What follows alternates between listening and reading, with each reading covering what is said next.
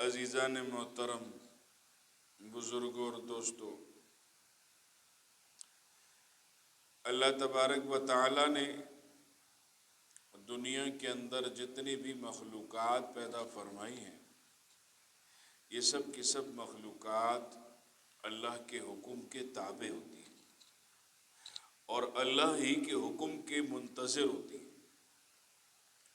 چاہے کوئی بھی مخلوق ہو، چاہے کوئی بھی جاندار ہو، چاہے کوئی بھی دنیا کے اندر کوئی بھی ایسی چیز ہو جسے رب تعالی نے پیدا کیا اور وہ اسی کے حکم کے منتظر رہتی ہے۔ اب مخلوقات میں جو چیز بھی ہوگی وہ سب مخلوق ہوگی۔ انسان ہے وہ مخلوق ہے، چرند پرند ہے وہ مخلوق ہے، ہوا ہے مخلوق ہے، پہاڑ ہے مخلوق ہے، درخت ہے مخلوق ہے۔ یہ سب اللہ کی بنائی ہوئی مخلوق ہے، گویا اللہ خالق ہے اور یہ سب مخلوق ہے، یہ سب مخلوق ہے۔ خالق وہ ذات ہوتا ہے کہ جو تخلیق کرتا ہے، جو پیدا کرتا ہے۔ بدیع اس ذات کو کہا جاتا ہے، بدیع السماوات والارض، یہ اللہ کی خاص صفت ہے۔ بدیع اس ذات کو کہا جاتا ہے کہ جس کے سامنے کوئی نقشہ نہ ہو، جس کے سامنے کسی چیز کا وجود نہ ہو اور اس کو وجود دے، اس ذات کو بدیع ذات کہا جاتا ہے۔ بدیع السماوات والارض، آسمان و زمین کو تخلیق کرنے والا، آسمان و زمین کو بغیر نقشے کے جو بنانے والا ہے، وہ ذات اللہ کی ذات ہے، وہ ذات اللہ کی ذات ہے۔ اسی کو بدیع السماوات والارض کہتے ہیں۔ جو چیز بھی بنی ہے، اس کا تخلیق کرنے والی ذات اللہ کی۔ اب جو مخلوق ہے اس میں انسان بھی ہے۔ اب انسان کی جو صفات ہیں وہ بھی مخلوق ہوں گی۔ اللہ خالق ہے، اللہ کی ہر صفت لازوال ہے، جس کو زوال نہیں ہو سکتا کبھی بھی، کیونکہ وہ خالق ہے۔ خالق کو کبھی زوال نہیں آتا۔ خدا وہی ہوتا ہے جس کو کبھی زوال نہ آئے، جس کو زوال آئے وہ خدا نہیں ہو سکتا۔ حضرت ابراہیم علیہ السلام کا قصہ قرآن مجید میں ہے نا، جب انہوں نے چاند کو دیکھا تو کہا ہو سکتا ہے یہ خدا ہو، پھر جب وہ ڈوبنے لگا تو کہا نہیں، خدا تو وہ ہوتا ہے جس کو زوال ہی نہ ہو۔ چاند آسمان پہ چڑھا چمک رہا تھا، ہو سکتا ہے یہ خدا ہو۔ جب سورج آیا تو وہ مدھم ہو گیا، کہا اس کو تو زوال ہو گیا۔ تو خدا اور اللہ کی ذات وہ ہے جس کو زوال نہیں ہوتا اور جس کی صفات کو بھی زوال نہیں ہوتا۔ مثال کے طور پر روزی وہ دے رہا ہے تو ازل سے جو روزی دے رہا ہے وہ آخر تک وہی روزی دے گا، اس کو زوال نہیں آئے گا۔ ایسا نہیں ہے کہ 10 سال پہلے خدا روزی دے رہا تھا، اب 10 سال بعد خدا روزی نہیں دے گا کیونکہ خزانہ ختم ہو گیا، اس کو خدا نہیں کہتے۔ 100 سال پہلے جس کا خدا تھا اس کو اولاد دے رہا تھا، اب اس نے اولاد دینا بند کر دی، اس کو خدا نہیں کہتے۔ تو خدا کی صفات بھی لازوال، جیسے خدا خود لازوال، اسی طرح خدا کی ہر صفت لازوال ہوتی ہے۔ جو مخلوق ہوتا ہے، جو مخلوقات ہیں، مخلوق اسی کو کہتے ہیں کہ جس کو تخلیق کیا گیا ہو، جس کو پیدا کیا گیا ہو۔ اس کا مطلب یہ ہوتا ہے کہ جس کو پیدا کیا ہے وہ پیدا کرنے والے کا محتاج تھا تو تب وہ پیدا ہوا۔ بات سمجھ میں آئی کہ جو مخلوق وہ ہوتا ہے جس کو پیدا کیا ہو، اور جس کو پیدا کیا جائے وہ خود محتاج ہوتا ہے، لہذا انسان کی ہر صفت ہی مخلوق ہے. ہمارا دیکھنا بھی محتاج ہے، ہمارا سننا بھی مخلوق ہے، یہ بھی محتاج ہے. ہمارا چلنا بھی مخلوق ہے، جس مخلوق کی جو صفت ہوگی وہ بھی مخلوق ہوگی. اب ہمارا چلنا وہ بھی مخلوق ہے، ہمارا سننا وہ بھی مخلوق ہے، ہمارا بولنا یہ بھی مخلوق ہے، ہمارا دیکھنا یہ بھی مخلوق ہے، ہمارا چکھنا یہ بھی مخلوق ہے، ہمارا پینا یہ بھی مخلوق ہے، ہمارا کھانا یہ بھی مخلوق ہے.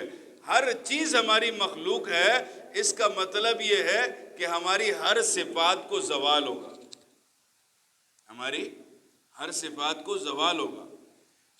بچہ دنیا میں آتا ہے نا، پھر اس کو اللہ رب العزت ایک دور نصیب کرتے ہیں.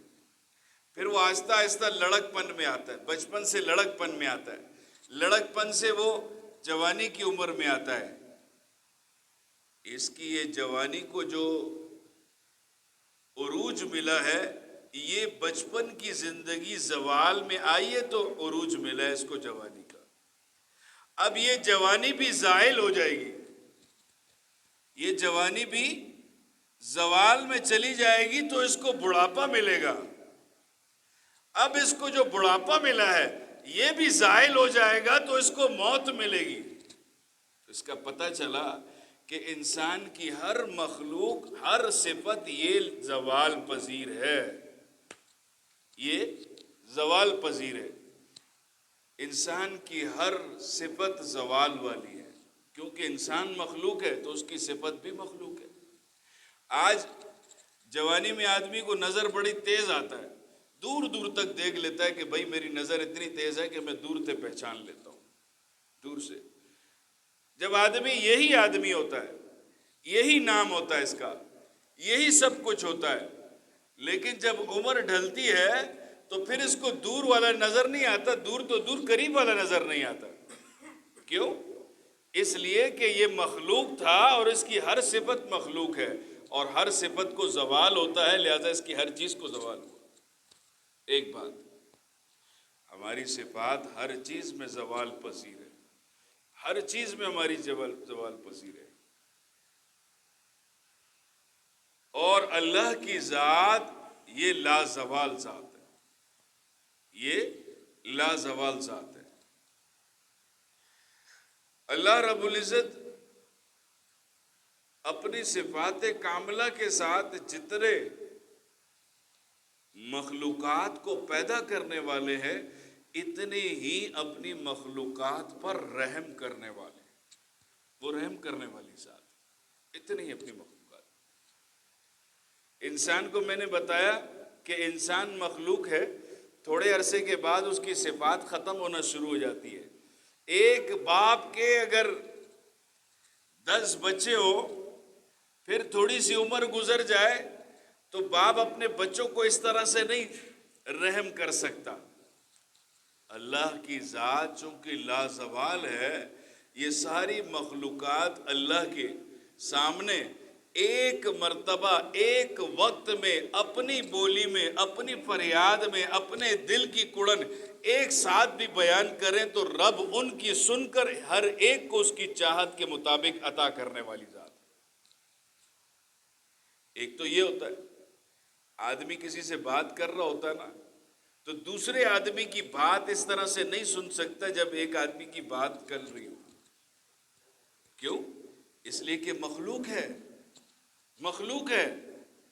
خالق وہ ہوتا ہے، رب اس کو کہتے ہیں کہ جو بیک وقت جتنی مخلوقات ہے، چرند ہے، پرند ہے، جانور ہیں، حیوانات ہیں، ہر ایک انسان ہے، مچھلیاں ہیں، دریا کے اندر 18,000 مخلوقات ہیں، سب اپنی بولی میں رب سے فریاد کرے ایک وقت میں. رب اسی کو کہتے ہیں کہ ہر ایک کو اس کی چاہت کے مطابق عطا کر دیتا ہے. اسی کو رب کہتے ہیں، رب اسی کو کہتے ہیں کہ جو اس کی چاہت کے مطابق عطا کر دیتا ہے. ہاں، رب کے سامنے اور رب کے سامنے کھڑے ہو کر رب کو صرف نافرمانی نہیں پسند. بس نہیں پسند، نافرمانی نہیں پسند۔ اللہ رب العزت نے اسی مخلوقات کے گناہوں کو معاف کرنے کا طریقہ بتلایا ہے۔ پچھلے جمعے کی نشست میں یہ بات ہوئی تھی کہ جب گناہ کو گناہ نہیں سمجھا جاتا پھر استغفار کی توفیق نہیں ہوتی ہے، پھر توبہ کی توفیق نہیں ہوتی ہے۔ اور جب توبہ اسی وقت کرتا ہے بندہ کہ جب گناہ کو گناہ سمجھتا ہے۔ اگر گناہ کو گناہ نہ سمجھے تو پھر تو توبہ ہی نہیں